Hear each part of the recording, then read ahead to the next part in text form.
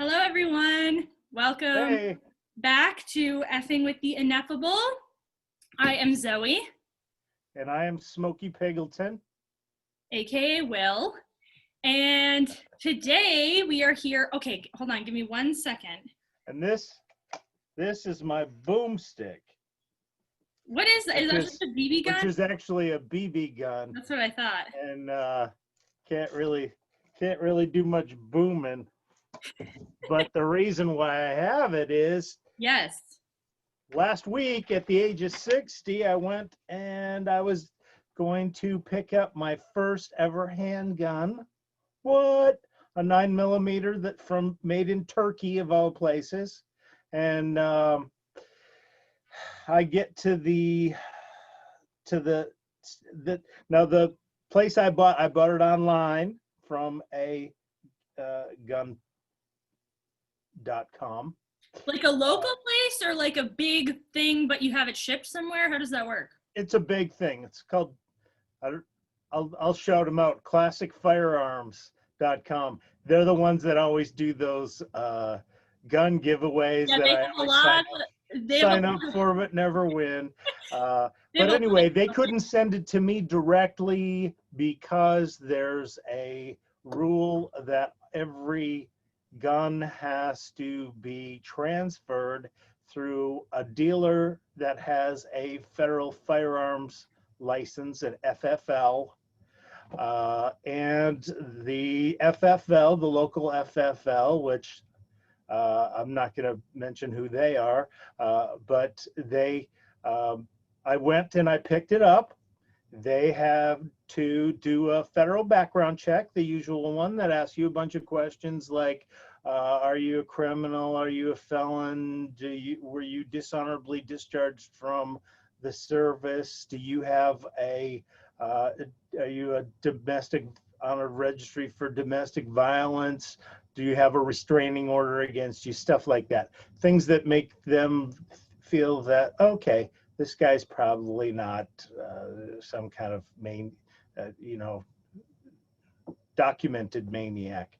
So they do their due diligence in making sure that I don't have any bad marks that Dad, the government hasn't noticed yet that I'm a bad dude. I think we should change the name of our show to Documented Maniacs. Anyway, continue. Yeah. So anyway, they had to call Santa and make sure I wasn't on the naughty list. And but then they said, "Oh, do you have a pistol permit?" And me, being naive, was like, "No, a pistol permit? What would that be?"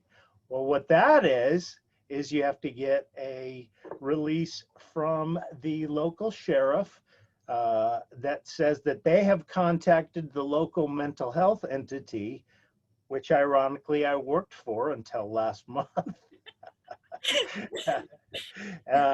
to say that they don't have any documented manias, documented madness in my past, which they knew me pretty well, but they never wrote down, because they were never getting paid to decide how crazy I was. Never documented. They never actually wrote it down. So thank goodness.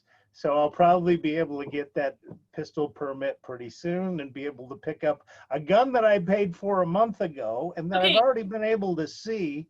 I'll be able to pick it up. So here's my questions. First of all, no.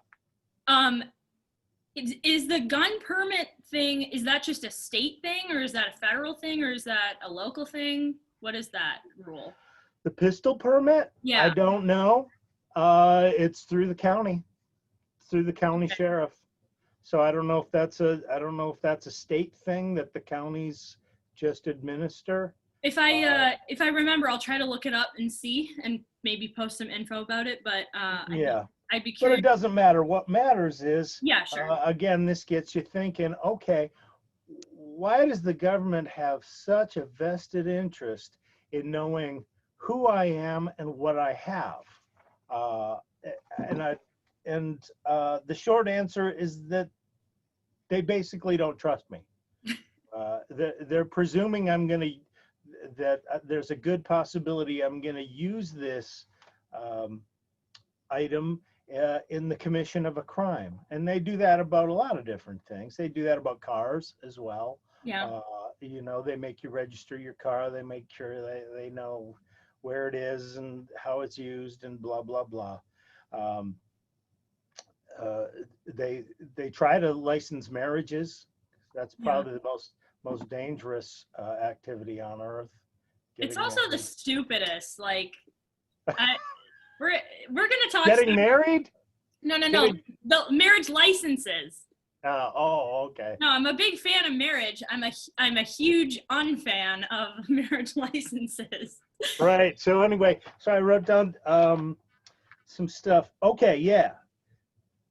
So this brought me to my next part, which was a couple years ago, I actually bought a long gun, which doesn't require a pistol permit. That's why I was ignorant of the whole pistol permit thing. And when I was in the gun dealer, and I'm not a gun freak. I'm a freak who likes guns, but I wouldn't say that I'm some sort of like militant, whatever, collector or anything. So I'm at the gun dealer. I'm hanging around. I'm talking with the guy about the gun. I pick out a gun, and I notice he's got this tattoo, and it's this tattoo. Is that showing up? Yeah, it shows up. Is that in reverse? Does it start? Is it MOA? Yeah. Yeah, it's showing it to me. Oh, okay. Yeah. All right. You know what that means? No. What is that in Latin? I didn't know what it means either. It's all Greek to me, right? So it's written in Greek letters. It's a word that spells molonlabe, MOLONLABE, which is apparently a big Second Amendment thing. Okay, wait. Did you take a picture of that guy's tattoo, or No. Okay. This is an image I captured off the internet. Okay, I was. All right. No, I don't go around taking pictures of people's tattoos. Is that like the right to bear arms or something? What does that mean? Okay, good question. Thank you for asking. That is a statement that was attributed to Leonidas of the 300 fame. He was a famous Spartan. The invading empire of Persia and their ruler Xerxes were demanding that all of the Greek city-states turn over their weapons. Why? Because they didn't want any resistance. Yeah. They wanted to do what they wanted to do without any resistance. And so Xerxes said, send us your weapons.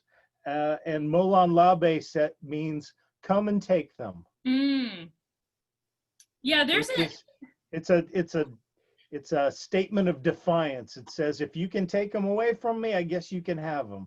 Kind of like you can have my handgun when you pry it out of my cold, dead hand. Yeah. I've seen the come and take them or come and get it or whatever. I've seen that like as like a libertarian kind of motto before, but I've never seen like the Greek version of it. So that's like a Second Amendment thing. And so I want to go back real quick. Hold on. When you said before, you said, why does the government want to have you to have a pistol permit or whatever? You said it's because they don't trust you. I feel like it's even more insidious than that. I feel like it's because this is what, if you haven't, you're leaping forward. Okay, I'm sorry. You're too smart. This was the no banter show today. I didn't even ask you what movies you watched at work. We didn't even talk about what's going on, but you just started in on this topic, but that's okay. Yesterday I watched North by Northwest. On Wednesday I watched Rashomon. Oh, have I seen that one? I've seen from 1950. It was really it was really kind of a genius movie. It was almost Tarantino-esque or pre-Tarantino-esque Yeah. or whatever. The way it was Akira Kurosawa, he Yeah. weaved in these 5 different stories about this event that took place in the woods. I think I saw another one of his movies. Did he make a Ikiru? Yeah. Yeah, okay. I think I saw that one before, which was good. He's a good filmmaker. Yeah. Anyway, okay, we don't have to banter if you don't want. All right. Yeah. Lead So, on this okay. one. All right. All right. So, yeah, you were jumping ahead onto Okay, my go ahead. Take me there. to my next sentence, which suggested the only value of the government having a register of firearms is so that they can come and take them. Yes.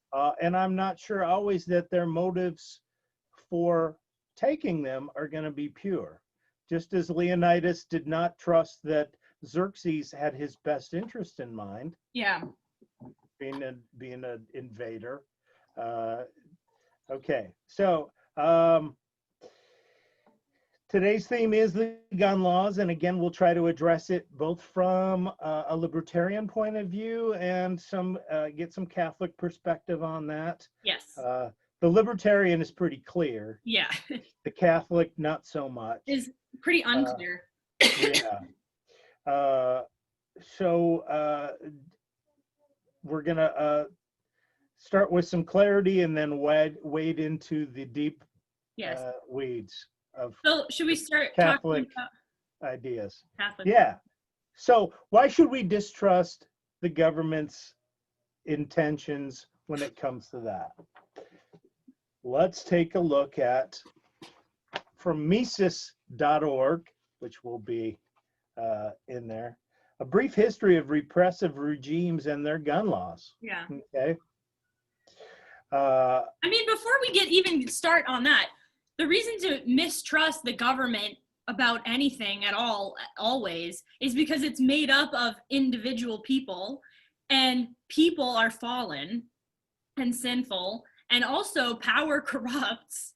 That's I think that it's less a I think it's less a matter of people using poor judgments as much as people being selfish and corrupt and using their power to enhance their power. And that's basically what Xerxes was saying. He was threatening. He said, if you don't give me your guns, I'm going to come and kill you and take them.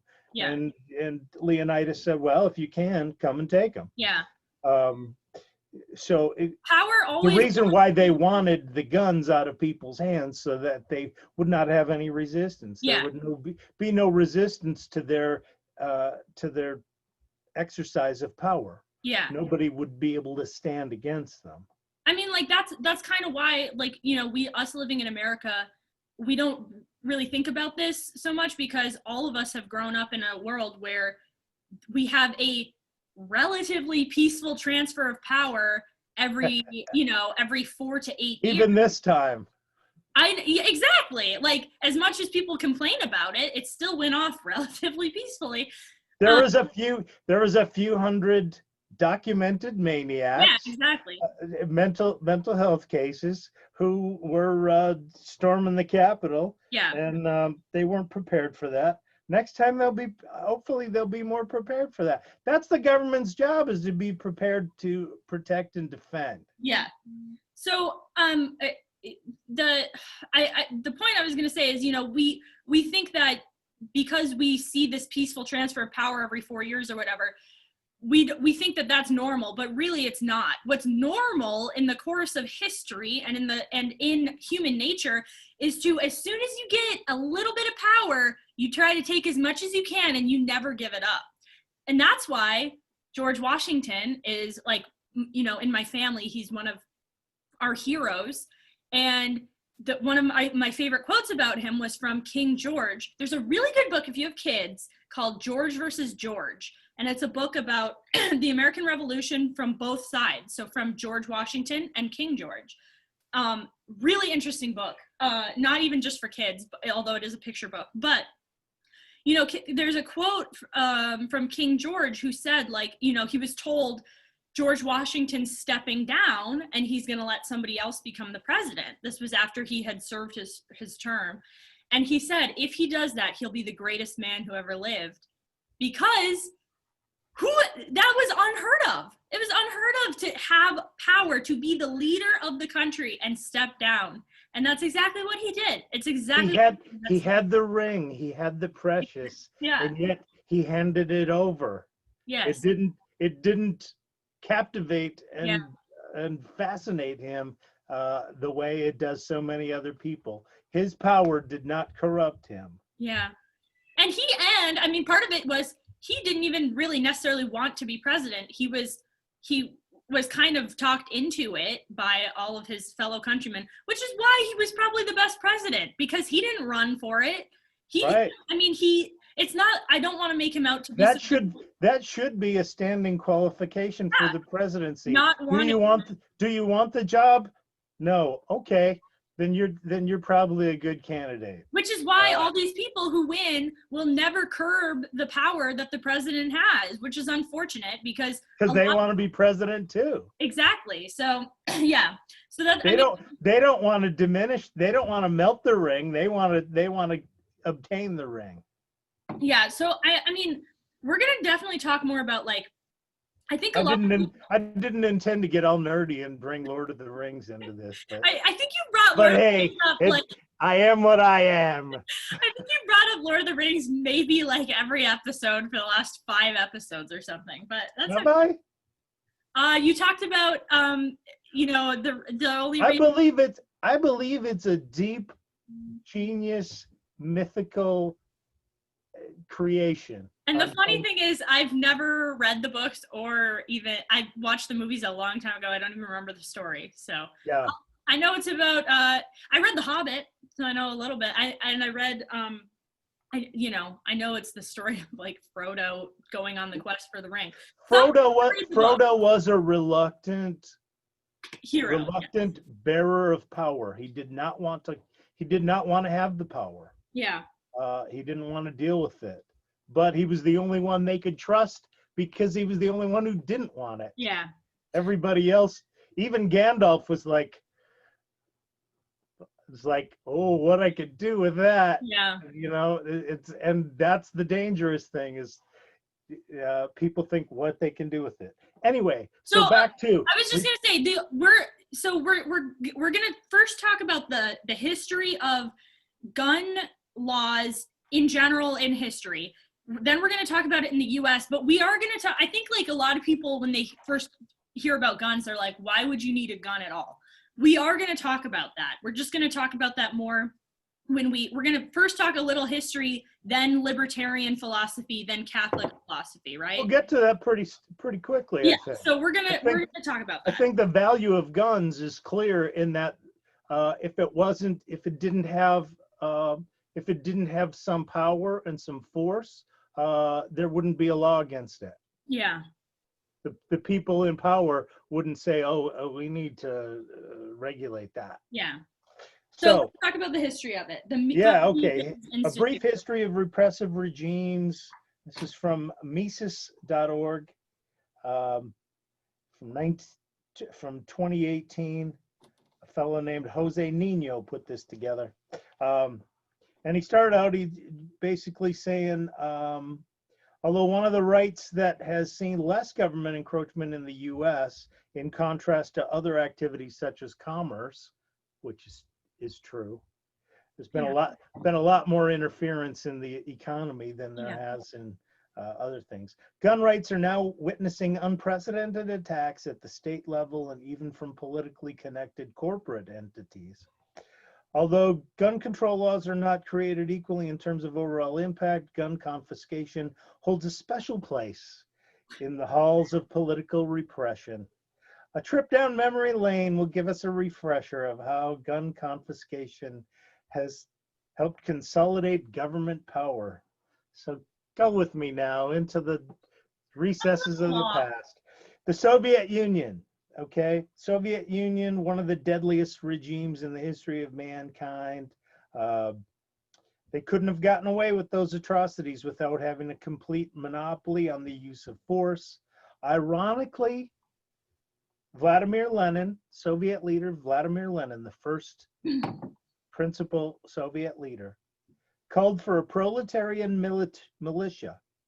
Okay. He said, and I quote, "What kind of militia do we need? The proletariat, all of the toiling people, a genuine people's militia, one that first consists of an entire population of all adult citizens of both sexes, and second, one that combines the functions of a people's army with some police functions, with the functions of the chief and fundamental organ of public order and public administration." So he basically wanted a government that was going to be of the people. It was almost an anarchy. It was almost forced by the people. Yeah. Okay. What could go wrong? Okay. What went wrong went pretty quickly. To maintain its iron grip, the Soviet Union. So they took power in 1917, 1914. When was the? I don't know. It doesn't matter. It doesn't matter. Early By 1918, within 3 or 4 years, on December 10th, 1918, they mandated that all Soviet citizens turn in their firearms, and that failure to do so would be a criminal thing. So they confiscated all the guns. All right, and we know what happened after that. There was millions of people who died. Other Iron Curtain countries followed suit on that. That was a standard operating procedure for those totalitarian regimes. Take away the guns. Bulgaria, once the communists took power in 1944, they confiscated all firearms. East Germany, Hungary, etc., etc. Okay, so the communists are renowned for taking away the power of the people, even though their slogan is power to the people. Yes. Ironically, it's power to the capital people, the collective people. It's because people will always twist words to try to, especially, I mean, just think about like the words over the gate in, I think, was it Auschwitz that said, work will make you free. Arbeit macht frei. Yeah, work will make you free. Work will make you free. That's it. No, it won't. It's the perfect example of the twisting of words to try to make you think something when they're actually doing the complete opposite right under you. But it kind of makes you be like, wait, am I getting power through socialism, through communism? Like, are you giving power to the people? Because you say that you are. But no, obviously it's the complete opposite. Anyway, but in effect, it disempowers the people. Yeah. So speaking of Nazi Germany, it's the road to serfdom, as Hayek exclaimed. Have where is it? You got that book, The Road to Serfdom? This is the children's version. You're indoctrinating the kids early. These are excellent books, by the way. The Tuttle Twins series. We should make a whole episode just on talking about, not a whole episode maybe, but why not? Yeah. This one that we just read is Ludwig von Mises. Yeah. So every one of these books. Yeah, he was big in economics, but he's the Austrian economic group. Yeah. Every one of these books is based on a well-known work of, this one is based on The Road to Serfdom by, there's Friedrich Hayek right there. Anyway, excellent books, and my kids love them, which is good. The thing that sold me on them was kids love being read to. I think they'd love being read. The phone book. My husband's reading them right now, a World of Warcraft lore book, and they're enjoying that. So they'll literally listen to anything. But the thing that sold me on these was I went on Amazon to read the reviews, and somebody said 1 star. It was libertarian tripe, and I was like, I'm sold. Sold. Yeah, exactly. Anyway, into the cart with that one. So Road to Serfdom, continue. All right. So anyway, so we have strong precedent for communists, Yeah. including Cuba. I mean, Cuba Yes. did the same thing. Fidel Castro supposedly liberating the country from this nasty dictator Batista. Yeah, he did. But then he enslaved the country under the nasty dictator Castro. Mhm. And it's so bad in Cuba that people are willing to jump into old cars and try to float to Yeah. Miami to get out of there. It's like Obviously, we've said before, like people are willing to die or sacrifice their family members to get to this country because it's so much better, despite the flaws, than in a lot of other places in the world. and that's not to say that our country is perfect or awesome, Not. but it's just definitively more appealing for people who have any kind of ambitions or any kind of desire for exercising individual liberties. It's actually funny because, so speaking of Cuba, I tried to watch. Jordan Peterson has finally come back and started making interviews again with people, which is really nice because he's a great interviewer. He had an interview with this guy named Greg Hurwitz. I'm not going to go into it too much, but anyway, Greg Hurwitz, he's a Democrat, lefty dude, but when Trump won, he was like, instead of being like, oh, all these people who voted for him are racists or whatever, he was like, the Democratic Deplorables. he said the Democratic Party must be really failing for people to think that he is a good alternative. So what he did was, Good for him. he got together with a bunch of other Democrat people, and they started, just without permission, they started making a bunch of kind of ad campaigns for specifically for the Democrat people in like purple areas. Basically, he wanted to try to convince people. And he said, he was one of the stats he gave, which was really interesting. He said that people who voted for Obama and then voted for Trump spend on average a week 4 minutes thinking about politics a week. So it's like, because a lot of those people are just trying to get by, working multiple jobs, dealing with sick people, whatever. They don't have time to just like think about. And I mean, I have like family. They need sound bites. Yeah. They need sound. Well, and it's one of the things he said was, he's like, if you talk to people, Cuban Americans who live, like in Florida or whatever, he's like, those people who escaped Cuba, if they hear anything at all that sounds remotely like socialism, they will not. Oh, get your guns! But they will not vote for it. They will not vote for anything that sounds remotely socialist, because they're like, we don't care. Like, Trump says some stuff that's, because fool me once, shame on Exactly. you. Fool me twice, shame on me. So I would encourage you to watch that interview. It was very interesting from both the right, like if you're on the right or the left or libertarian, whatever. I think it was an interesting interview, him talking about the research that they did, that they found out about stuff. But when we're talking about Cuba, it's like those people who left Cuba will absolutely, like, they're allergic to the Democratic Party because the Democratic Party has these policies that are slowly creeping up towards socialism, and they're like, we are not going through that again. So If they're not on the road to serfdom, they're certainly on the shoulder. Yeah, they're and ready to merge onto that highway. Freeway, yeah. To the So anyway, so communists have been renowned for being repressive regimes that have Yes. taken away their people's guns. Also, Nazi Germany. Yep. I mean, Nazi Germany had a mixed record of that. They took the guns away from all the people that they wanted to take them away from. And then they did arm their, as shown in Jojo Rabbit, Yep. so charmingly. Yeah. They did arm their adherents, Supporters, yeah. pretty strongly. Yeah, their supporters. So they didn't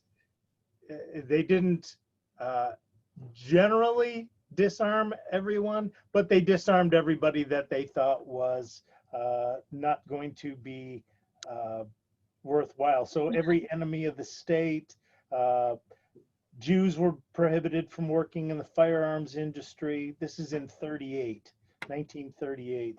Um, uh, and 22 caliber hollow point ammunition was banned. So 1938, they were cracking down on this. Okay. So, and obviously we know what happened. Uh, Yeah.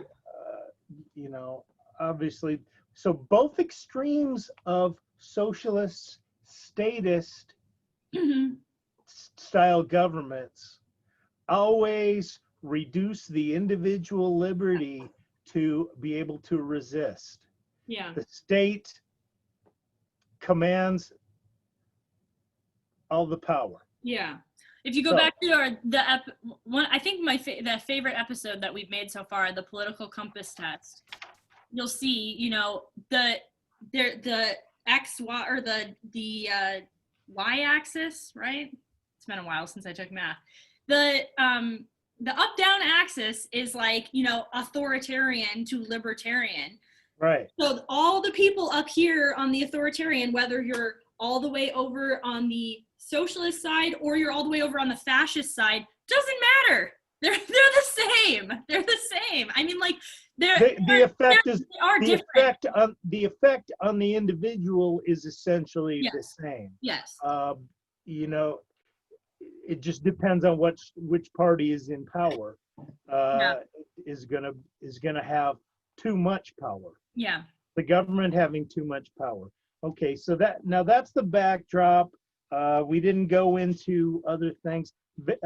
Venezuela, South Africa. He also considered Venezuela, which that's been a recent hypothetical horror that has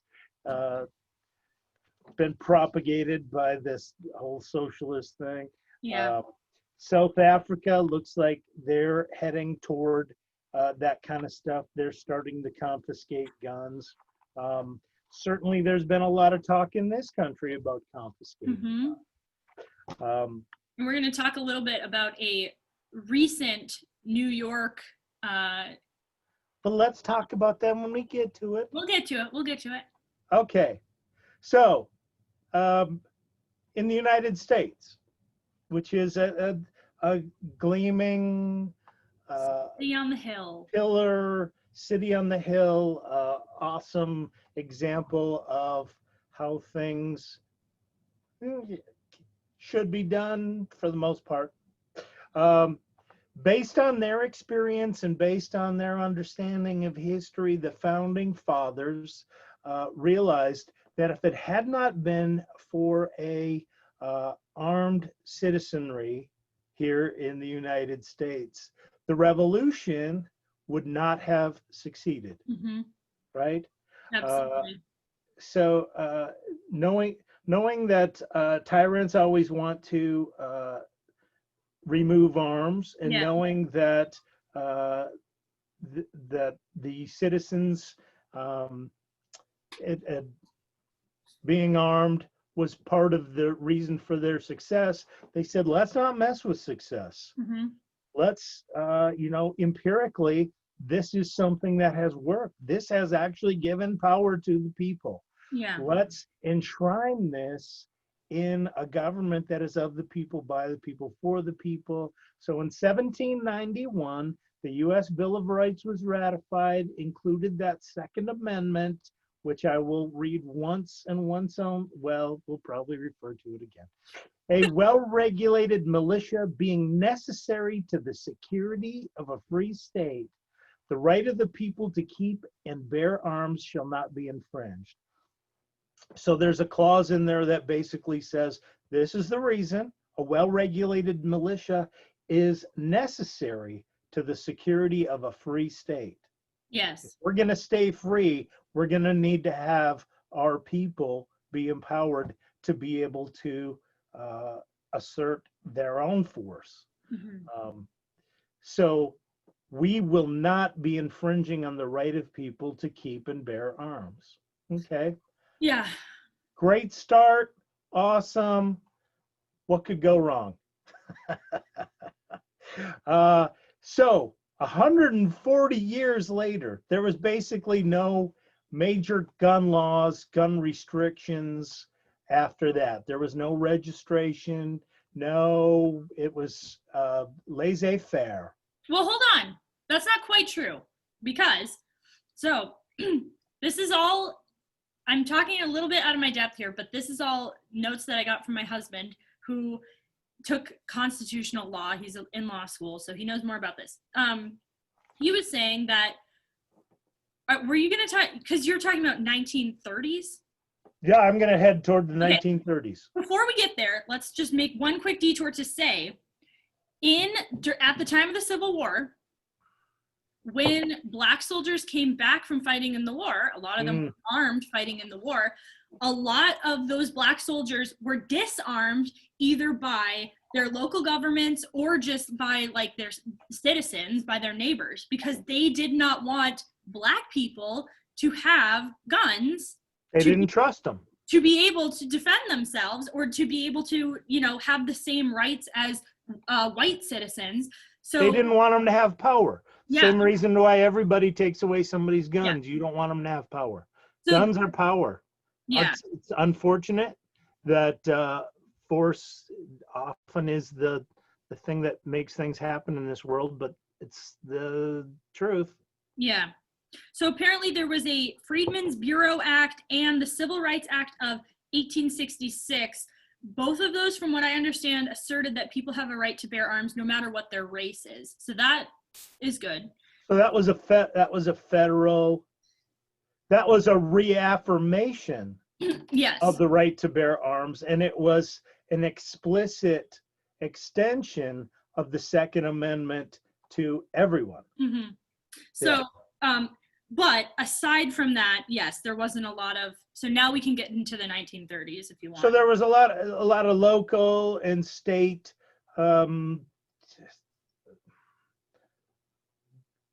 muddling and infringement on people that they didn't like, taking the guns away from the people that they didn't like. But there was federal legislation that said, we're not infringing on that. Yeah.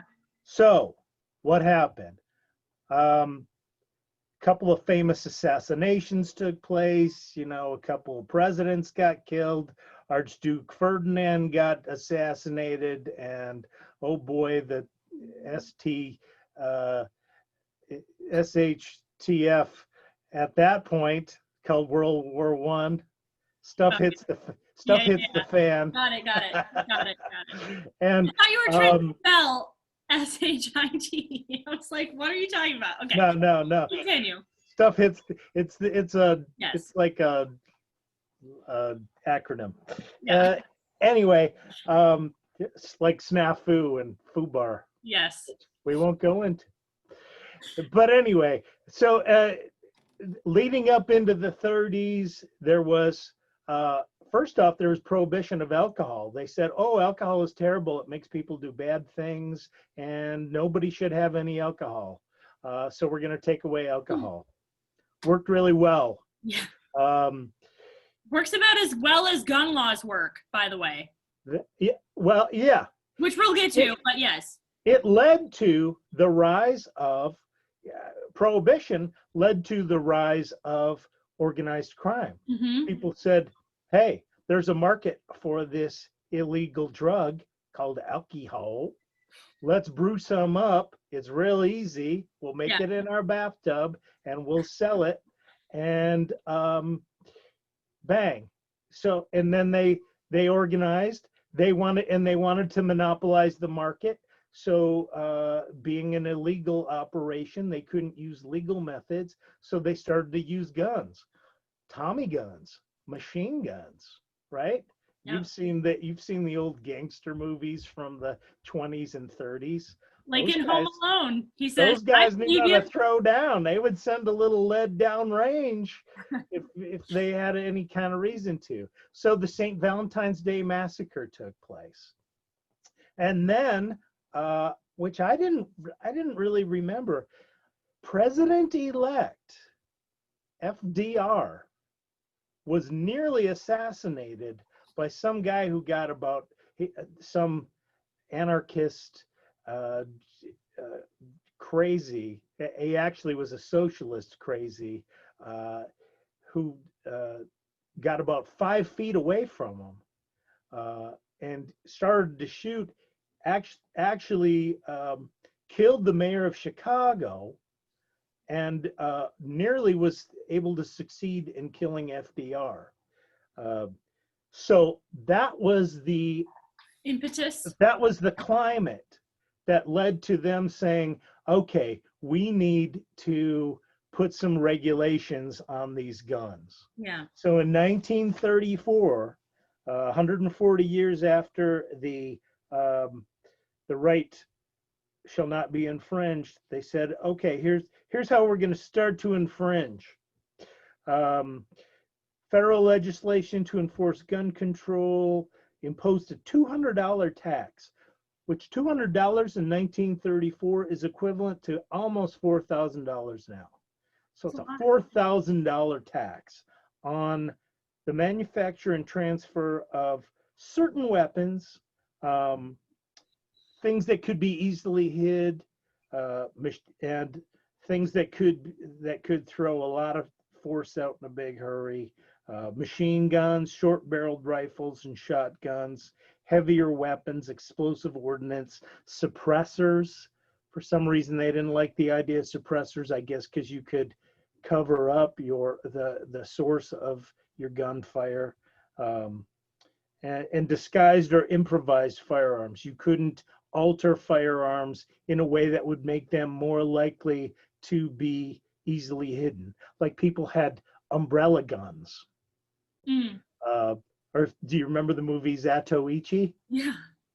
The blind swordsman? Yeah. He had a cane that was actually a sword. And when SHTF, he could pull that sword out and just, but people thought he was just this blind dude. And it's like, what's he going to do? Hit us with a stick? No, he's going to slice you to bits. So that started out under the aegis of the IRS. That became a revenue part, just like alcohol enforcement was. Gun enforcement became part of the IRS. There was taxation, and so it started out as an economic effort to suppress firearms in the country. This is getting back to just the ATF ruins everything, man. They just started the work. Well, it wasn't the ATF then. It was, I know, but think about it. Alcohol and firearms are like a lot of... It was officially called the Bureau of Prohibition. Yeah. They had started prohibiting things back in the 1880s. They had started by taxation of alcohol before the prohibition. So it took them 50 years to go from taxation, realizing that wasn't going to do it on alcohol, to prohibition. It only took them 10 years to realize prohibition was a horrible idea. And so that got, but it took an act of Congress to change that amendment that had gone from prohibition to no prohibition. Went back to basically taxation and high regulation. Yeah. They didn't give it, the government never gives up all of their basis for controlling things. I'm gonna make control. I'm gonna make a bold claim. See what you think about this. All right. This is just off the top of my head. I feel like alcohol is much more dangerous than guns. That is probably true. There's probably more alcohol-related violence and injuries. The combination of alcohol and guns is even worse, because a drunk person can make a lot of decisions. Well, you don't know because you don't drink, but you know that sometimes when you drink, you can get clouded ideas and you can get into a mood, and it can seem like it's the reality of the matter, and you can do things for, based on it might be based on rage, might be based on lust, might be based on greed, but anyway, your inhibitions go down, and Yeah. you're more likely to act out something that you're going to regret once you sober up. Which is why I drank for maybe like a year or something when I was younger, and I realized I have a I hard time. remember when you were 9, you went through that phase of you kept that bottle under your bed. And I did stop drinking even before I stopped drinking before I got married, and I got married when I was 19. So that goes to show you that I was drinking before I was 19. you learned quickly. You were a But quick learner. I learned quickly that I have a hard time keeping my inhibitions up, even when I'm not drinking. Making good decisions. Yeah. So Yeah. and I don't trust my decisions when I'm sober, much less when I'm. exactly. I always want to wait and see. I think prudence demands that you wait and see. Hey, how does this really work? Yeah. And that's why taking a look at history is so important. If you Yeah. learn from history, you're not doomed to repeat it, both personally and on a Societal level. Societal level. Yeah. So anyway, so in 34, they mandated this and they started putting everything into effect. 38, they did some more and they started that whole process of federal firearms licenses. 39, they started to pull back some of that, pull back on other some of those things that they were initially wanting to prohibit. They pulled back on, so there was a bit of an adjustment. In 68, following a spree of political assassinations, including that of JFK, RFK, Martin Luther King, etc., Lyndon B. Johnson pushed Congress for the Gun Control Act of 68. It repealed and replaced the FFA, regulated destructive devices such as bombs, mines, grenades, and other explosives. Seems reasonable, but a dangerous precedent. Expanded the definition of machine guns, required the serialization of manufactured or imported guns, so made it easier to be able to register and trace different guns. Banned importing military-style weapons, and imposed a 21 age minimum on the purchasing of handguns. Now, this is ironic, isn't it? 1968. Think about what was going on. Height of the Vietnam War. Mm-hmm. We were sending 18 and 19-year-old kids with highly advanced weaponry over to kill all kinds of different people. But that kid who came back to the United States was not legal to buy a handgun? I see a hypocrisy there. I see it's ridiculous. And the same thing with the drinking age. People who were in the services could go overseas and drink till their livers screamed, and yet they would come back and they weren't allowed to buy a beer or a gun. so we got them drunk and armed to go over to a different country and fight. But when they came back home, it's like, oh no, that doesn't work here. We don't want that kind.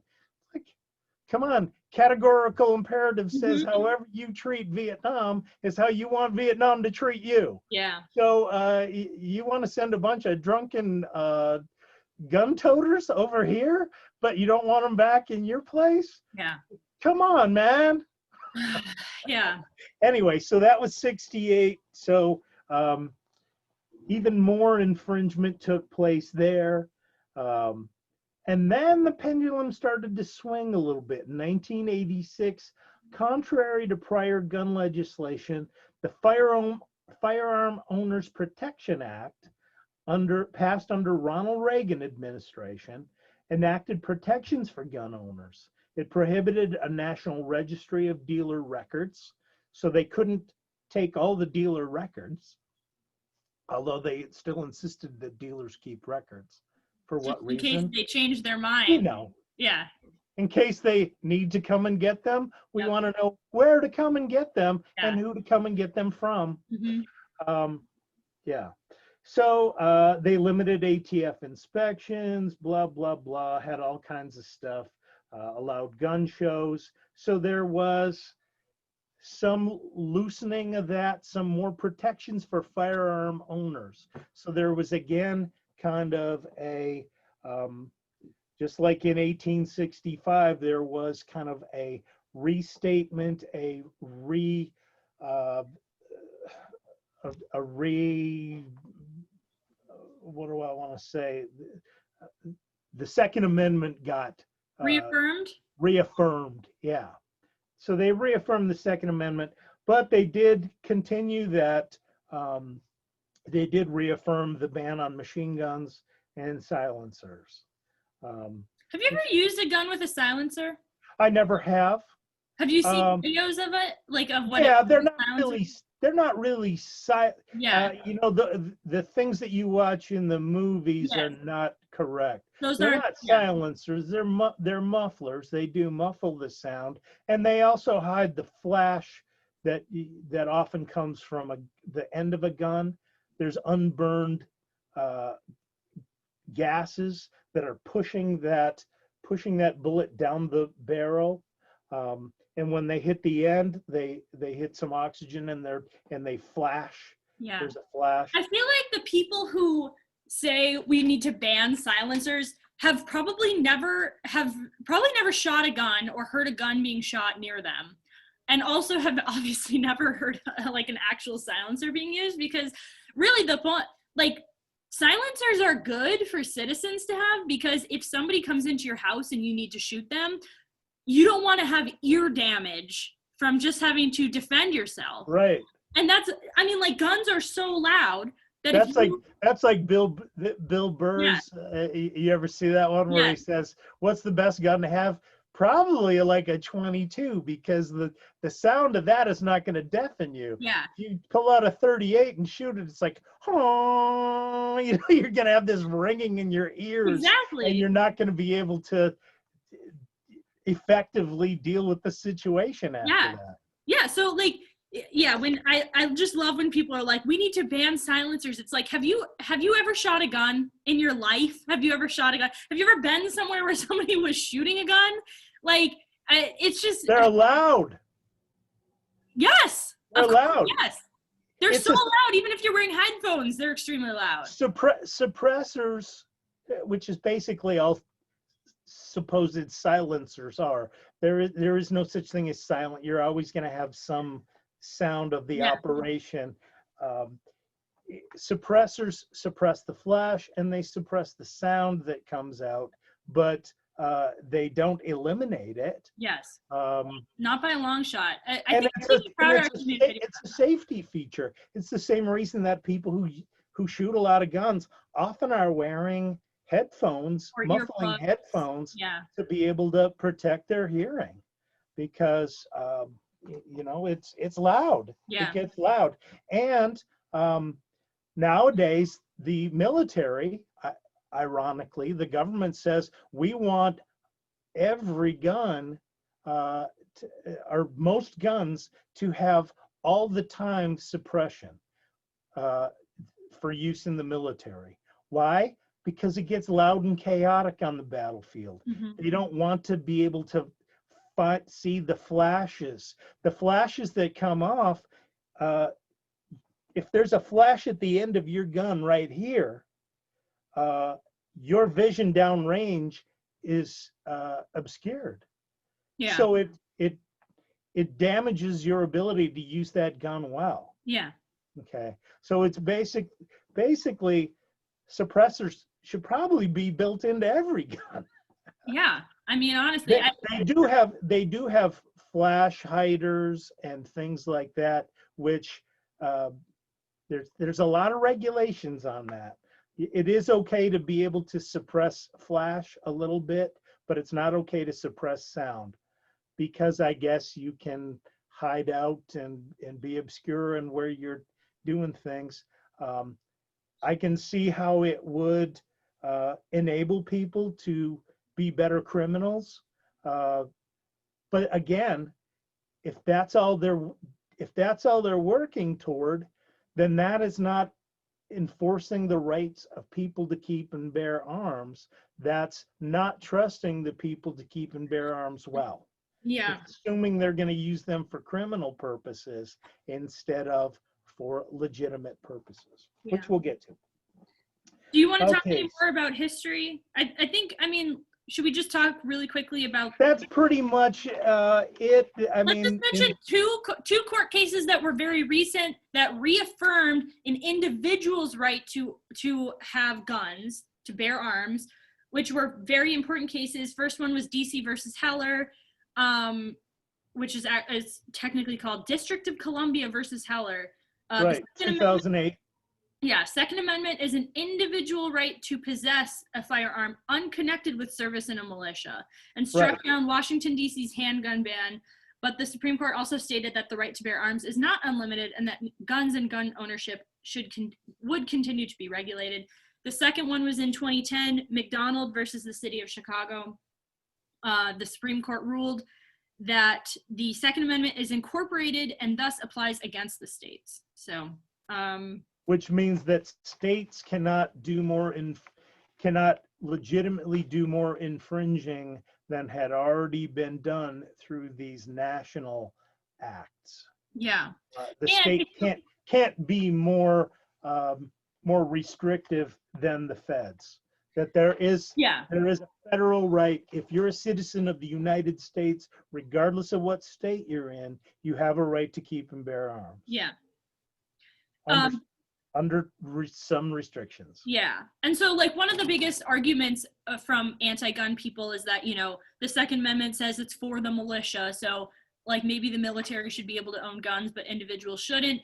The problem with that is that historically, there's a lot of evidence to say that at the time of the writing of the Constitution, the framers intended for that to be an individual right. One of the pieces of evidence for that was a speech given by Charles Sumner called Bleeding Kansas in response to, there's a big kind of like border war in Kansas, apparently. But Charles Sumner, let me find the quote. Back in the good old days, huh? Border wars. And I think he then got like caned or something, Charles Sumner. But anyway, Caned. Which is So this is better than tarred and feathered. Yes. This was a speech given to Congress, often used to defend the idea that the original meaning of the Second Amendment was for the individual use and ownership of bearing arms. He said, the President of the United States is under the highest and most solemn obligation to interpose, and if I were to indicate the manner in which he should interpose in Kansas, I would point out the old common law process. So he goes on to say that they want to regulate rifles, put a warrant on rifles, and he said, really, sir, has it come to this? The rifle has ever been the companion of the pioneer, and under God, his tutelary protector against the red man, a little bit racist, and the beast of the forest. Never was this efficient weapon more needed in just self-defense than now in Kansas, and at least one article in our national constitution must be blotted out before the complete right to it can in any way be impeached. So he's saying this is for personal self-defense, which, right. So there is, before you say like, oh, it's for the militia, there is evidence to say that at the time. Who is the militia? The militia are the individuals. Yeah, the militia at the time of the revolution. Lenin had it right when he said everybody should have an obligation to help defend the country. If the nation is that important, then everybody should have an obligation to help defend the country. Yeah. Basically, the way the United States, accomplished their revolution. The revolution wouldn't have happened if people didn't have guns. Yeah. Know how to use them. Because the militia at the time. Actually, if the government wanted to do right, they shouldn't be confiscating guns. They should be issuing guns to people and teaching them how to use them. Yeah. But once again, they don't trust you, and they don't want you to be able to use them against them. So Exactly. Right. yeah, That's the problem, is that the government is no longer for us. The government is for the government. yeah, Taken on, they've taken on an entity of their own. yeah, Instead of the government being an agent of the people, the government has started to view the people as um, adversaries. yeah, You know? There's a, you know, lately they've been talking about, oh, there's 50 to 70 million people who voted for this tyrant. Those people can't be trusted. They're going to need to be rounded up and rehabilitated. yep, Going to need to go to re-educated. rehabilitation camps in Mhm. Kamchatka and Siberia in order to be purified and be acceptable citizens of this new socialist paradise that we're trying to put together here Exactly. in the United States. It's like, gosh, that's scary too. Mhm. Extremism on either side and authoritarianism on either side is, it's not going to work. It's not going to be good. Which is All, why, all animals are created equal, but some are more equal than others. yeah, Uh-oh. The people who voted for Joe Biden are more equal than the people who voted for anything anything else else. or Yeah, didn't vote yeah, because they weren't on our team. They're yeah, not on our side, so they must be against us. It's like when you make half the country your enemy, oh boy, yeah. Look we're out. we're we're getting in trouble. And the same thing happens from the other side too. I Of course. mean, it's not just a Democratic thing. The Republicans do the same thing. They want to paint the other side with this socialist brush. You know, oh, socialism, socialism, communist. You know, and the other ones are like fascist, totalitarian. Nazi, white supremacist. It's like, uh, I'm not sure that's why a lot of people are voting the way they're Yeah. voting. And Uh, libertarians are like, you're all statists. Stay away from me. yeah, that may be the effect of the vote, but it may be the effect of the vote on the other side is this road to serfdom too, in the other direction. Um, So and I, yeah, yeah, let's real quick talk about this New York bulletproof vest law. Because yeah. yeah, What's the point of that? How does that possibly apply? yeah, well, apply to what? Apply to it? How is that reasonable Yes. legislation? So there's a I think this is the exact quote. It says it relates to the unlawful purchase or possession of a body vest, prohibits the purchase or possession of a body vest, establishes that the purchase or possession of a body vest should be a Class A misdemeanor for a first offense and a Class E felony for each subsequent offense. So this is a new law that is in the stages of being passed in New York right now. I believe it's a New York state law, which says you cannot own. California will join soon. Yeah. You cannot own a bulletproof vest. And if you already own a bulletproof vest, you need to turn it in to the government. It seems like the reason that they're giving for this is that some people use bulletproof vests to go commit a crime and then try not to get shot. But the ultimate point about all these gun laws, everyone who says, every time there's a big shooting, every time there's a school shooting, everybody says, we need to ban these guns. We need to ban these guns. This wouldn't happen if they were banning these guns. That is just contrary to reality, okay? If somebody wants to get a gun, they're going to get a gun, and they're going to be able to use that gun to do harm. And if they can't do it with a gun, guess what? They'll do it with a knife. They'll do it with a car, as we saw in Charlottesville. They'll do it like that dude who blew up Oklahoma City with a bunch of kerosene and fertilizer. So if you want to do harm to somebody, you're going to be able to do harm to somebody, especially because just the sheer amount of guns in this country, which is a good thing, it makes it so that you know, there's gonna be guns around. Think about all the think about, you know, we know somebody, we have a relative who inherited a gun from somebody who, that I'm sure that gun is not on a registry. That gun is you know, That's pre-registry. I'm sure that's pre-registry. Yeah, it's a very, very old gun that was passed down. And if they wanted to, you know, even if they wanted to come, that is a boomstick. That gun makes me like, you know, when people safely take care of their firearms. That's the reason why people say, oh, maybe we can't trust people with guns. Exactly.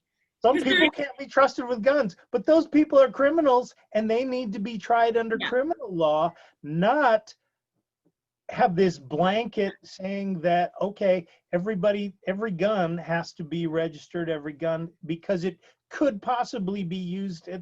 I could use this coffee cup to conk somebody on the head. Does that mean we need to register my coffee cup? Do you remember the movie Old Boy? Yeah. Do you remember the scene where he beats like 15 dudes with a hammer? Yeah. Do we need to register hammers just because exactly right people with hammers? No. And that's what make weapons out of things. You know, it's the old saying, you know, guns don't kill people, people kill people. Mm-hmm. The nanny state says that guns are naughty. Yeah. People say, no, people are naughty. Mm-hmm. People make decisions about how they're going to use things. People make decisions about how they're going to drink. People make decisions about what they're going to smoke. People make decisions about what they're going to eat. People make decisions about what tools they're going to use, how they're going to drive. People make these decisions. If they make decisions that are irresponsible, they should be able to lose their privileges. Yeah. Because they're acting in an irresponsible and dangerous way. Yeah. There should be some laws about that. But there doesn't need to be this preemptive sense that, oh, we need to know where every car is. We need to know where every gun is. We need to know where every bottle of booze is.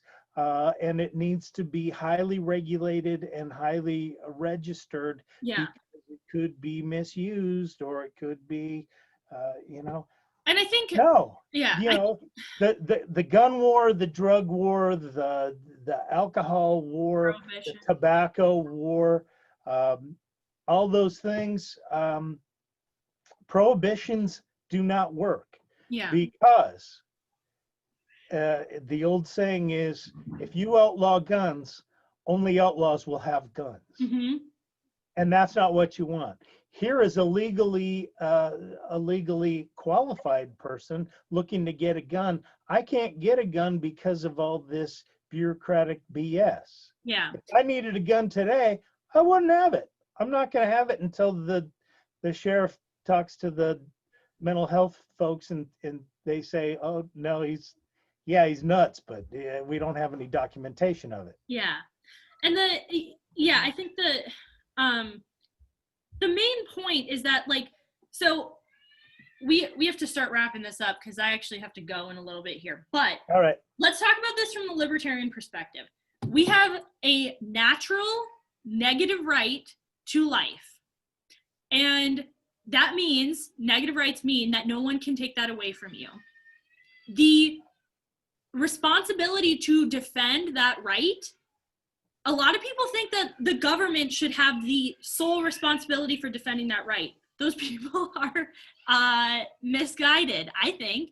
I think that those people don't understand history. Yes. If you look at the history of anything, your government is much more likely to kill you than some sort of foreign invader.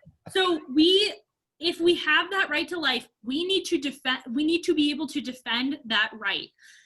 The problem with any sort of gun regulation is that it does not stop whatever you're trying to regulate. It does not stop that from being around. It only stops people from being able to defend themselves with that thing. Legal, law-abiding people to be able to defend themselves. if you outlaw guns entirely, guns aren't going to go away. Only the people who don't care about following the law are going to have those guns, and then no one is going to be able to defend themselves. What guns really are the great. And they will be differentially empowered. Yeah. If a lot of well-meaning, good-hearted, responsible people have guns, a lot of those bad-meaning, irresponsible people won't be able to inflict this kind of stuff. If people had guns,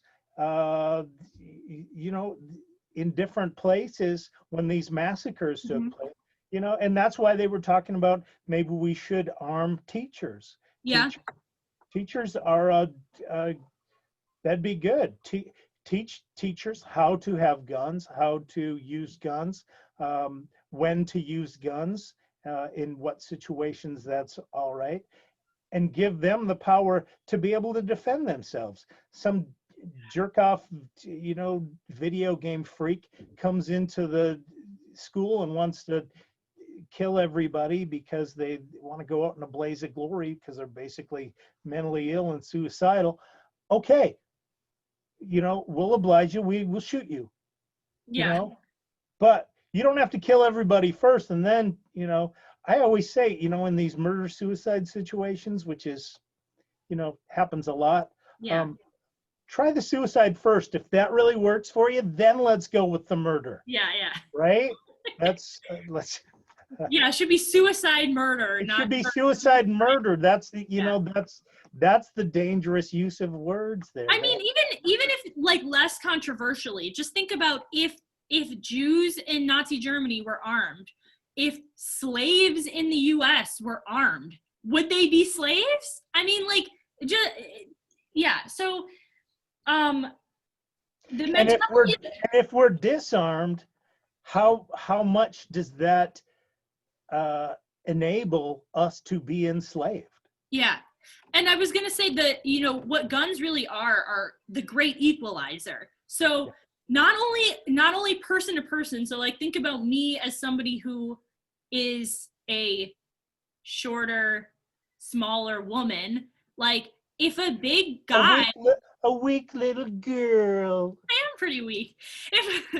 But if you got a handgun in your hand, you're tougher than some 300-pound truck driver. Exactly. Who's got a tire iron. Exactly. So that's like really why I should be able to defend myself. Not only that, but think about if all the people are armed and armed well, does the government have as much power to just impose their will on the people? No. That's ultimately kind of the libertarian philosophy about guns. If you have a right to life, you should be able to defend that right to life. The best defense that we have right now is a gun. I mean, like, obviously I carry pepper spray around with me all the time.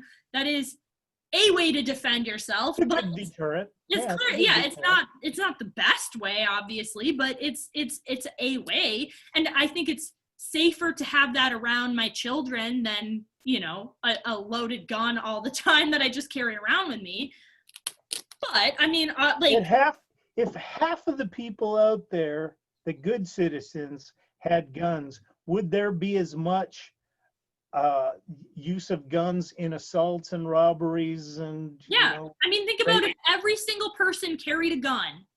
If every person, like, just, it was a common thing for every single person, like every adult, to carry a gun, would a kid go into a school and try to shoot everyone if they know that there's 15 teachers, nearby who are all armed?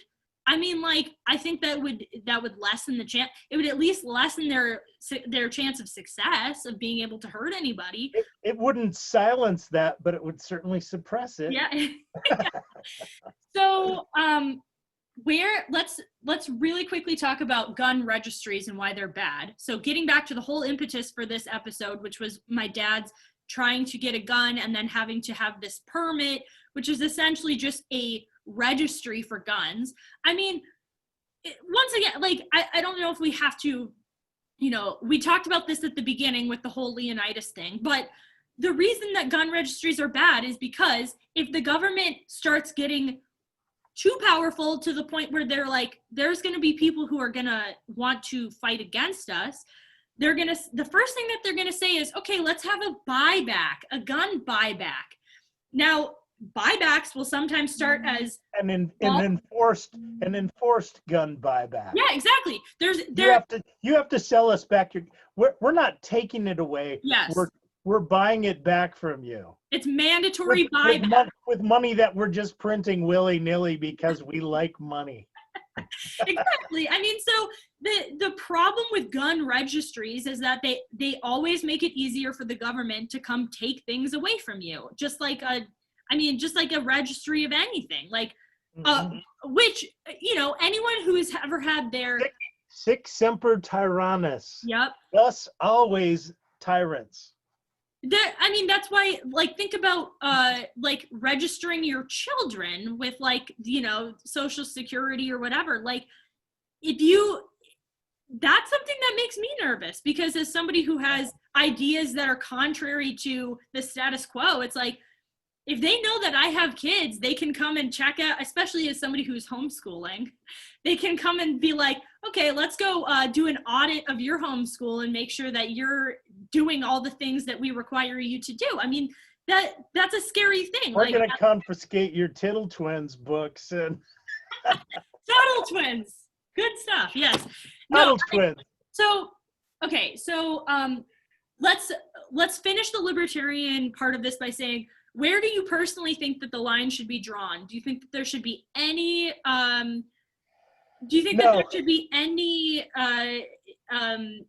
outlawing of weapons at all? And that begs the question, is there any weaponry that you cannot envision a scenario where it would be used in the defense of the people? That's what the Second Amendment was intended for, the defense of the people and the ability of the people to stand up not only to foreign governments, but to our own government. Yeah, exactly. The founding fathers, again, like I said, I don't trust my decision-making when I'm sober, much less when I'm drunk. The founding fathers didn't trust the people who were going to be in leadership to make good decisions. Yeah. Especially when they got drunk on power. Yeah. They're drunk on power and they want more power. It's like, I don't have a power problem. I just can't get enough. I don't have a drinking problem. I just can't get enough in my mouth at once. That's the government. They don't recognize they've got a power problem. Yeah. They think the problem is we don't have enough power and people are doing things that we don't like and we should take that power away. That's always the problem. So the question is, what kind of weapons can be used? I think even potentially nuclear weapons. Yeah. If individuals or a collective of individuals said, you know what, we want to have a doomsday device. Mm-hmm. I just watched Dr. Strangelove a couple weeks ago. We want to have a doomsday device. We want to have a deterrent. If the government decides they're going to come and try to, oppress us, we're going to be able to have something that's going to keep that from happening. We're going to have something that's going to suppress their ability to oppress. Yeah. I totally agree. I think that there's maybe a nuclear at this point, nuclear weapons might be the that's the sine qua non right now. Yeah. I thought it was so funny that, like, in one of the Catholic articles that we're going to link to, they say, like, one of the arguments for owning guns is to protect yourself against the government. But if the government has nukes and you have handguns, like, is that a reasonable argument? And it's like, that's a reasonable argument for me to have a nuclear weapon. Exactly. So I should be as well armed as the jackbooted thugs who are going to want to take away my arms. So that's why I too agree. It does work. I mean, obviously the thought of crazy people having weapons, it's not like libertarians are just like, oh, people would never it's like, we recognize that people make bad decisions with There things. are background checks. The background checks work. I'm an example of it. Here's the gun they issued me. This is the one I have so far. Yeah. I don't have one I don't- because the background checks are in place. Yeah. They're working on it. They're deciding if I'm a qualified person. Now, do they have the right to do that? Yeah, I guess. I don't know. I don't know if there's any background checks. Deciding if somebody's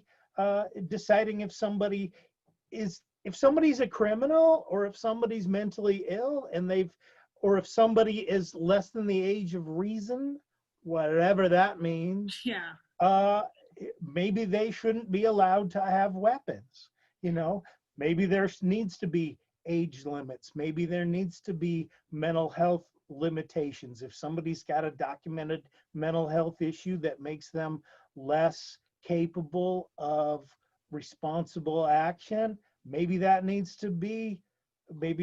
rights need to be restricted. If somebody has shown the willingness to use a firearm in the commission of a crime, maybe they need to be restricted. Okay, but do we assume that everybody needs to be registered beforehand? That goes against the presumption of innocence.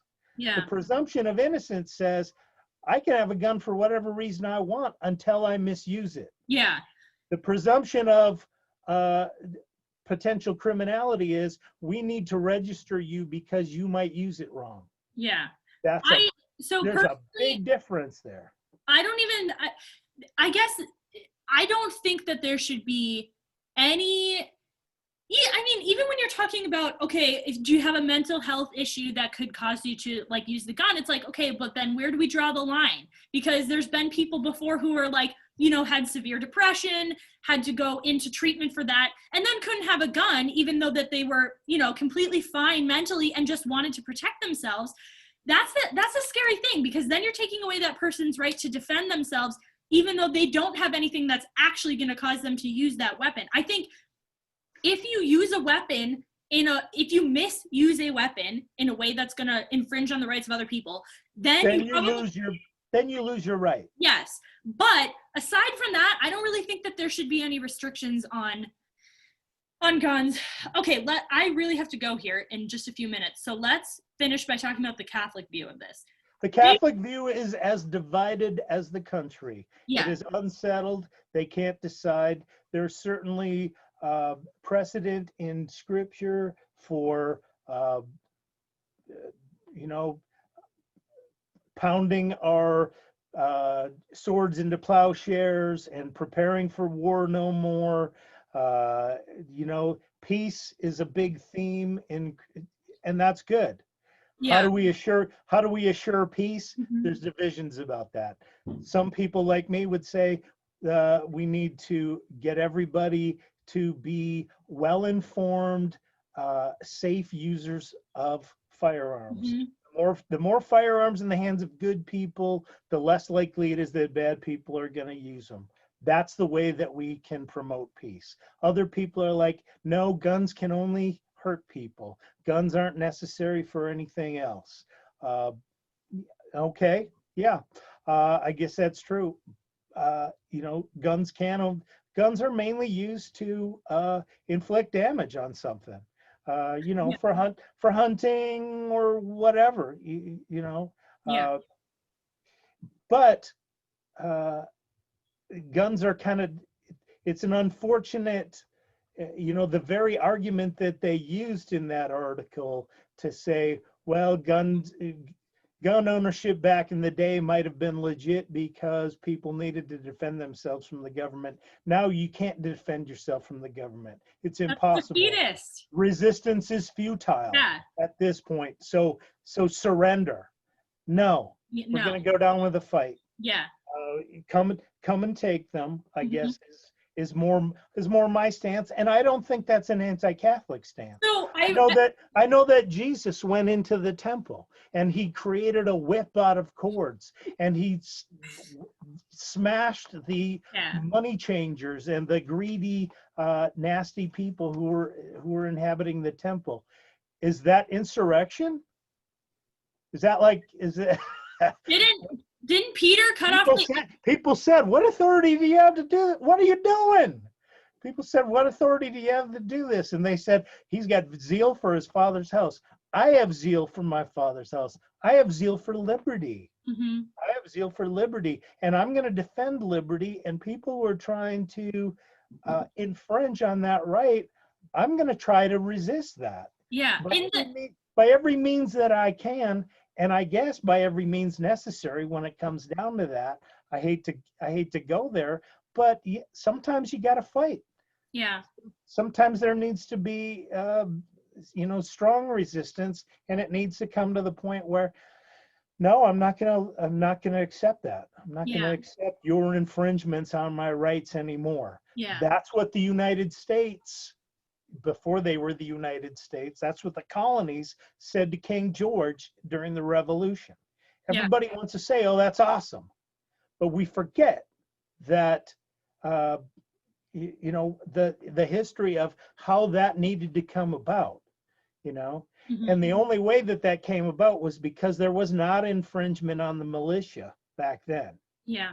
They saw that it worked. They saw that it was necessary to the security of a free state. Yeah. Necessary. So if the necessary things are taken away from a free state, how long will that state remain free? It won't. Yeah. And that's what people have forgotten. People have over the last 250 years of the American project, have forgotten that it takes, sometimes it takes fighting to get things done. That's the world that we live in. Because once again, if you want to, and that's why the Catholics say we want to live in a world where everybody's peaceful and everybody gets along, and that's the vision that we want to have.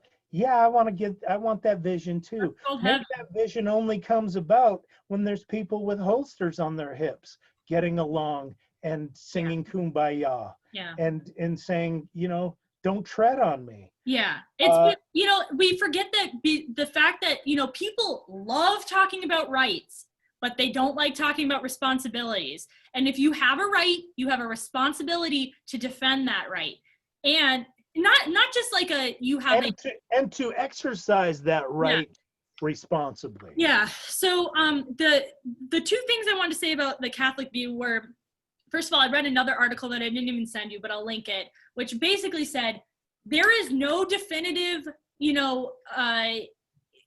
the catechism, magisterial view on gun ownership. So really what it is, let your conscience be your guide. You're allowed to have a variety of opinions on this subject as a Catholic. And the only really strong Catholic point on this subject is that we need to use guns for good purposes and not for evil. We are not supposed to take a gun and go shoot innocent people. It's okay, but there is explicit laying out in Catholic doctrine that you are allowed to defend your life, even with lethal means. You're just not supposed to use any excessive force, basically. You're supposed to use the least amount of force possible, and that's obviously something that we agree with. But it's a good principle. It's a good principle. Generally, the best way to handle a fight is to walk away from it, if you can. Yeah, get away from it. If you have to stand and fight, then you better be ready to stand and fight. Yeah. But if you don't have a gun, if you don't bring a gun to a gunfight, if you bring a blessing of peace to a gunfight, you're probably going to get buried. Yeah. You're probably going to be resting in peace. Yeah. So you have to decide for yourself. And being a pacifist, God bless them. There's people who have done that, and that's they usually end up being martyrs. They usually end up sowing the blood of martyrs into the soil, Yeah. which is a powerful act in itself. Yeah. I will not demean that. And maybe that's a higher, it probably is a higher thing to do. I mean, that's certainly what Jesus did. Yeah. Uh, But there are examples in the Bible of people using force against the government in a legitimate way. Two examples that I can think of. First of all, isn't it St. Peter at Good Friday cut the ear off of the guard who was coming to arrest Jesus? I mean, oh, but then what did Jesus say? he said, "Don't do that." But He said, "Those who live by the sword die by the sword." Yes. Be careful having that be the main basis Yes. for your life. That should not be the basis for your life. Yes. That's important.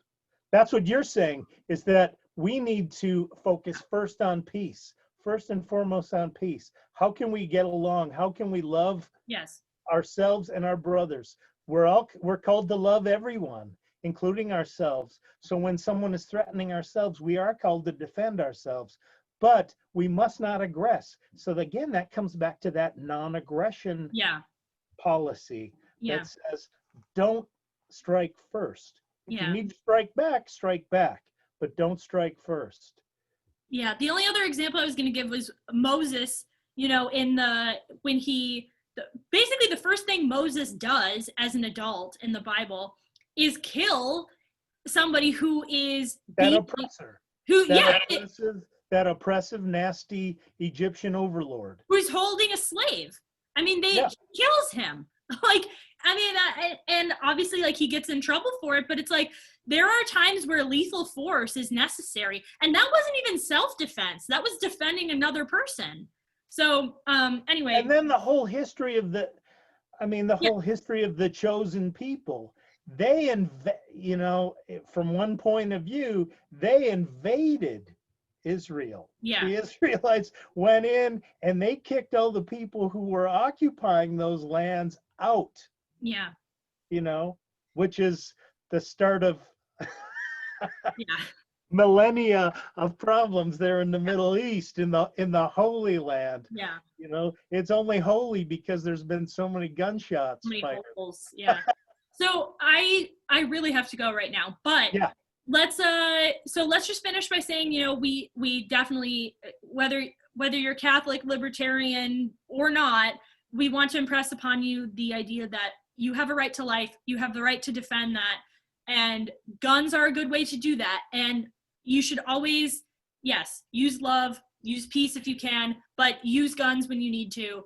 And yeah. And sometimes responsible citizenship requires that you be ready to fight against oppressive governments, even your own. Yeah. That's, I quoted that honesty and courage. Mm-hmm. Yeah. Maybe we need to look at ourselves. That's true. Our government is most likely to be the one that oppresses us. Yeah. And those are the people that we need to fight against. And we need to be willing to fight in extremes if necessary. Yeah. I don't think it's necessary yet. I think those kooks who stormed the Capitol were a bunch of mentally ill. It was a mob that was incited by a bunch of craziness. My friend told me one of those guys, if you zoom in on them, a couple of those guys were at BLM rallies earlier in the year, and a couple of them had like hammer and sickle tattoos that you could see in the photos. So it's interesting that these are guys who just like to go to riots. Chaos. Yeah. These are guys who like to go to riots. If you throw a riot, I'll come. I don't care what the reason is. I don't care which side you're on. I'll join you. Anyway. If it's a good old-fashioned riot, let's do it. Okay, I have to go. Thank you so much for watching. We will talk to you next week. And yeah. And may God bless you. Definitely. And don't fire at will. All right. Bye, everyone. Okay, bye.